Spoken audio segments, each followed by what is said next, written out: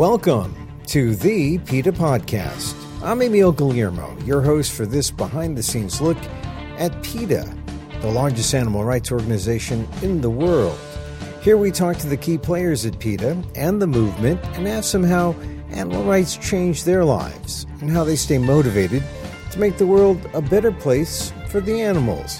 In today's episode, I talked to PETA's Senior VP of Communications, Lisa Lange, about SeaWorld. It's still struggling to survive long after the 2013 movie Blackfish told the public the truth about SeaWorld and orcas. It hasn't ever recovered from Blackfish, and it won't recover from Blackfish. It's one of those things that you're never going to be able to undo. PETA's Lisa Lange on this episode of the PETA Podcast. But first, if you haven't caught us before, check out the very first podcast when we talked to PETA President and co-founder Ingrid Newkirk, whom we talked to about no-kill shelters and euthanasia, among other things. Check that out.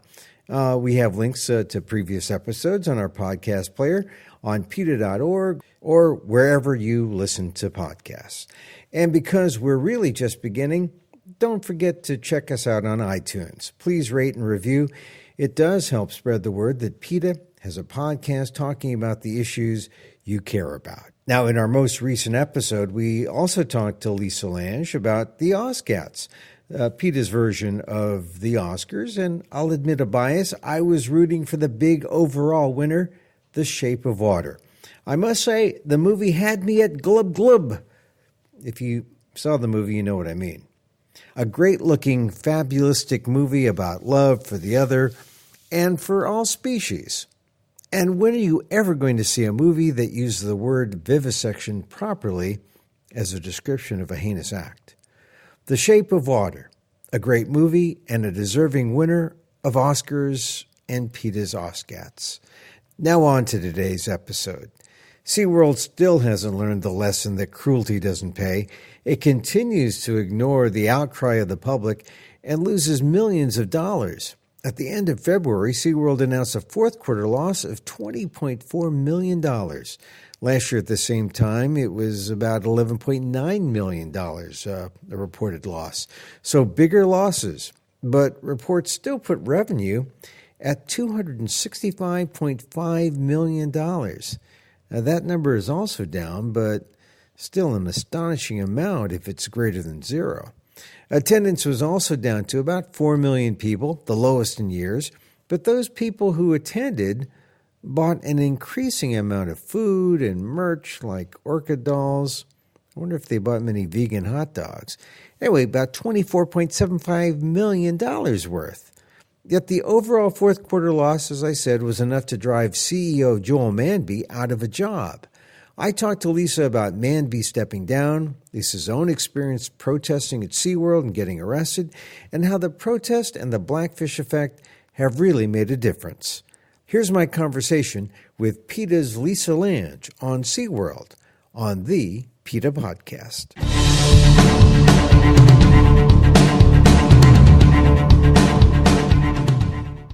Last week, we had the CEO of SeaWorld, Joel Manby, step down unexpectedly. Was it unexpected, or did it seem like his time had come, that he was ready to leave? Oh, from where we sat, it was not unexpected. For me, it was just, for all of us, we were just like, it's just a matter of time.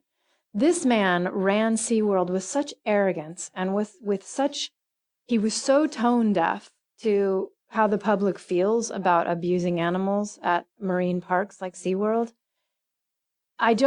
He made so many bad decisions. He inherited a really bad job. It was, since Blackfish came out in 2013, attendance has continued to go down.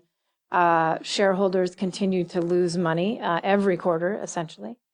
They've laid off more than 1,000 people. CEOs have lost their job. Why Joel Manby wanted this job in the first place escapes me. But that he didn't last more than 3 years is no surprise. And yet, they were still trying to make SeaWorld still trying to keep it afloat as a vacation destination, despite the controversy, despite Blackfish, the fallout from Blackfish. I mean, has it ever recovered from Blackfish? I mean, because No. it seems to me that people are ashamed to visit SeaWorld. It hasn't ever recovered from blackfish, and it won't recover from blackfish. It's one of those things that you're never going to be able to undo. People are never going to not be able to see the images of Tilikum, the orca who died at SeaWorld Orlando in his incredibly small tank. The story of how he was beaten up by other orcas with whom he was forced to live and with whom he was completely incompatible. People are never going to be able to forget that scene in Blackfish where a mother orca listlessly floats in her tank, crying into the night because her baby was just taken from her and shipped to another marine park. That's it. That ship has sailed for SeaWorld. People now know about the separation of mothers and babies, about how these animals live in a fraction of the size of what they would swim in the open ocean, where they will dive hundreds of feet. They will travel more than 100 miles a day. That family is so important to them that they frolic and they enjoy life, and they feel the sun and the rain on their back, and are denied all of this at SeaWorld and other marine parks like the Miami Seaquarium. And that was all revealed in Blackfish. So the Blackfish effect, as they call it, is going to be it's going to be permanent. Yeah.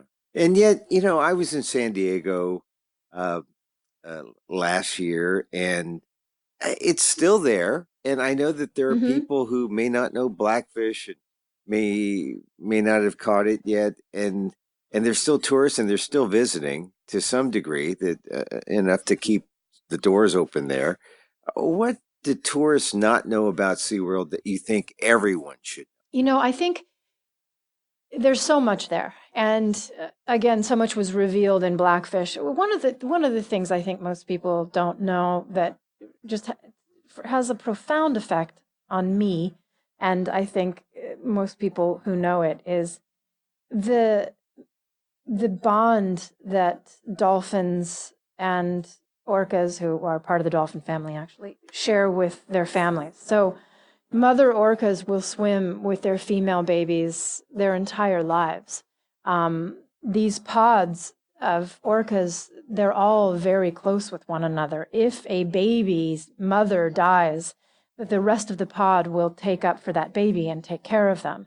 They mourn the loss of family. They stay together for their entire lives. And so when an animal is captured, or when an animal is born and then dies in captivity, which happens so much at SeaWorld parks because these animals are not meant to live in chemically treated tanks, it causes them stress right away, and they suffer from things like ulcers. And what a lot of visitors don't see also is, you look inside the mouths of some of these orcas, and they're and this was true with Tilikum, which was so very sad, is that they get so stressed that they will chew on the sides of their tanks or on the bars that separate tanks, and they will chew their teeth down to the nubs, to exposed roots, to exposed nerves. And so the pain they feel constantly is something I think we can all relate to. And those are just the little bit very important facts that people don't necessarily know if they haven't seen a movie like Blackfish. And then also just, I went to SeaWorld to protest last summer, and I hadn't been there in many years. And I thought, well, I haven't seen these orca tanks for a really long time. I wonder how big they'll feel. And it was so depressing.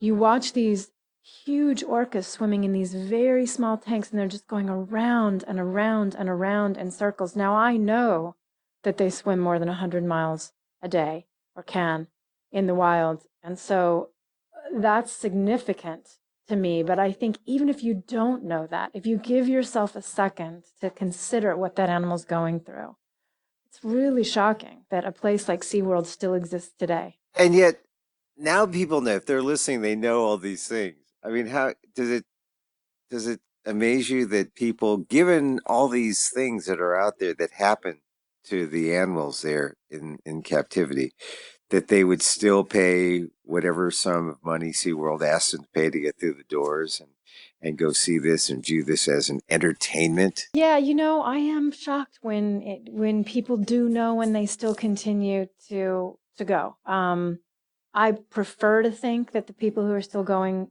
just don't know. But I will tell you, when we protested, some people just think, oh, we're just going to do it. I don't like it, but it's something that we can take the kids to, and they'll shut up for a little while and watch this, and we've talked to people like that who've said, no, it was so depressing. I'm never going back again. And I will tell you, the day we protested at SeaWorld last summer with James Cromwell, we had many people in that audience giving us thumbs up and thanking us for it. And before the protest, as we walked around the park, we overheard so many people talking about how depressing it was to see, for example, in the dolphin pool, those poor dolphins swimming around in a very small tank with rake marks on their sides. Those are cuts that they give one another because they get frustrated, and so they take it out on each other. So being in that park and hearing people observe these poor animals like they didn't used to was also very interesting. And I venture to say that many of the people who might have gone to the park that day or any day won't go again. Well, clearly you care about this campaign deeply. You were arrested more than once while protesting for the animals. What did you do to end up in handcuffs at SeaWorld?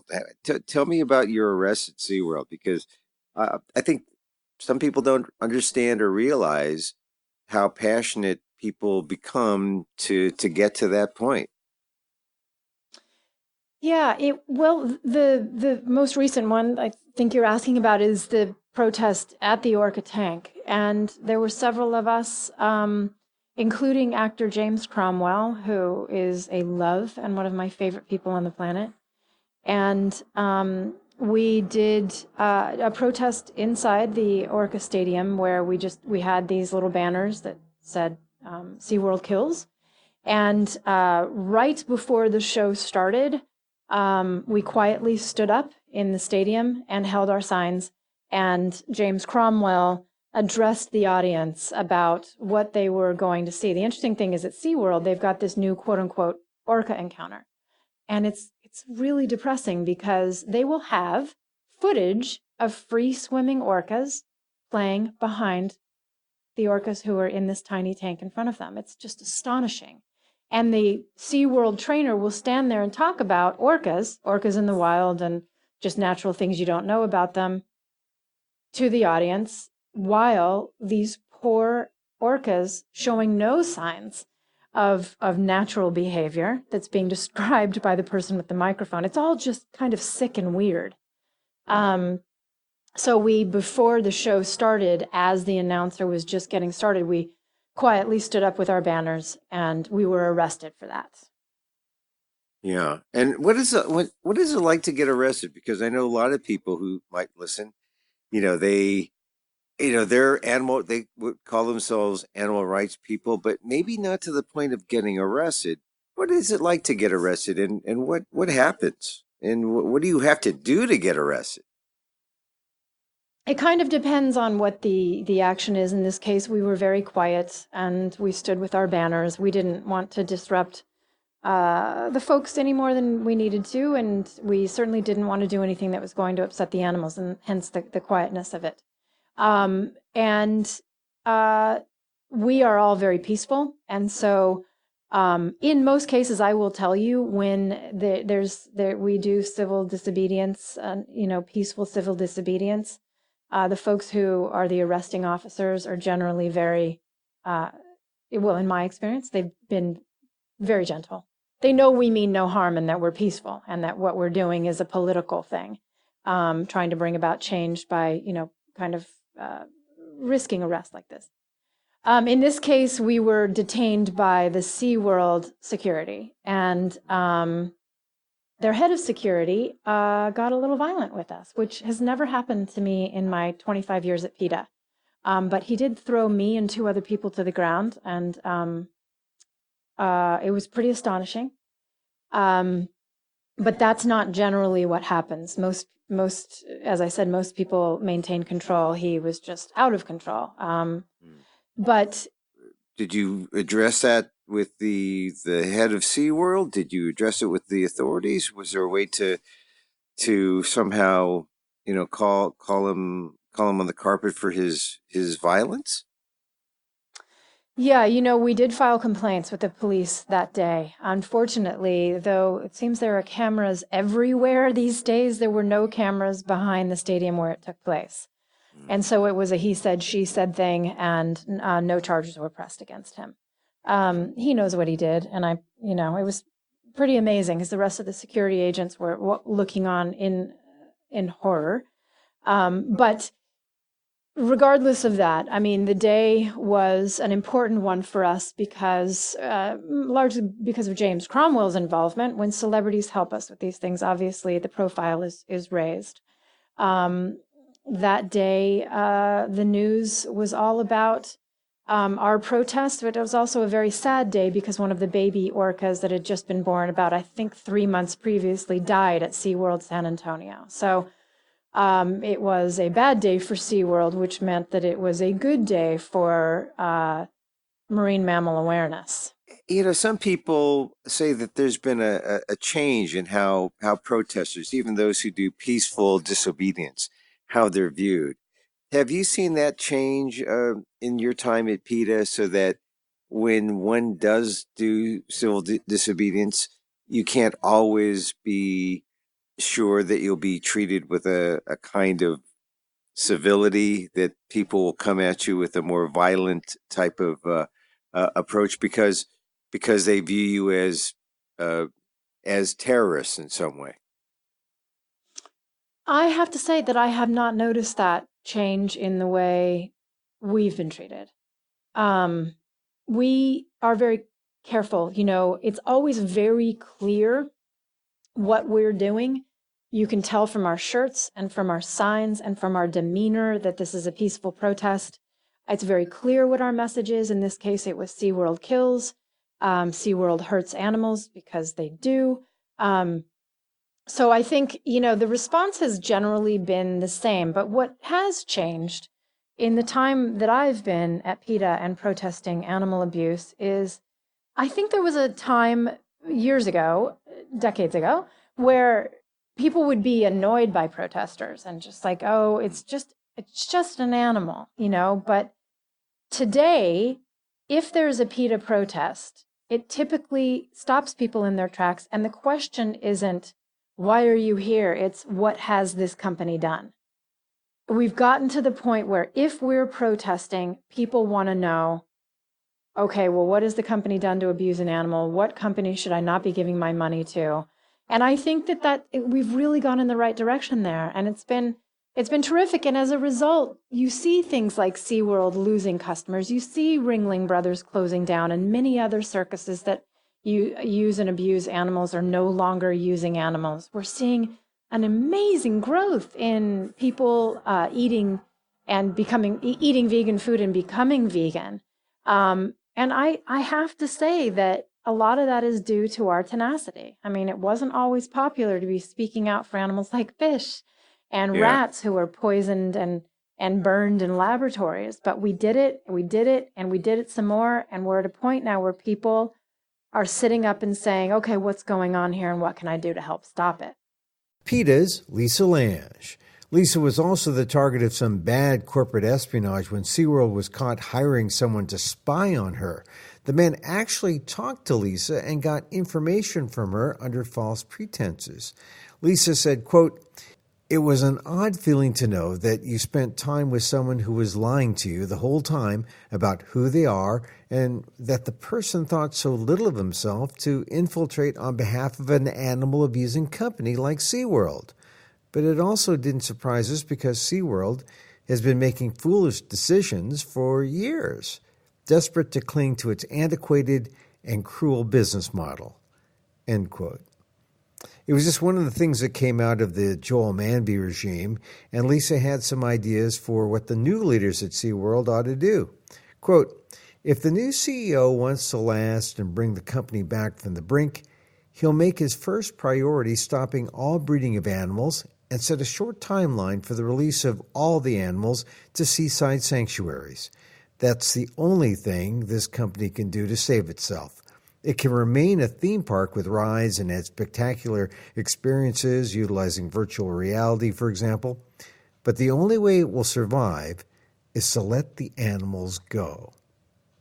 And the protests will continue, Lisa says, until all the animals are freed.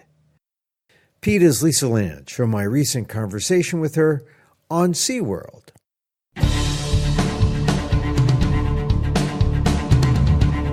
And that's our program for today. You can contact us at PETA.org. Don't forget to go to iTunes, rate and review the show. It will help us reach more people and let them know why it's important to speak out and take action for the animals. Our music is provided by Carbonworks. Check them out on YouTube.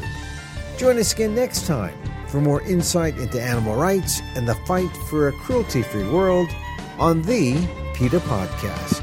I'm Emil Guillermo.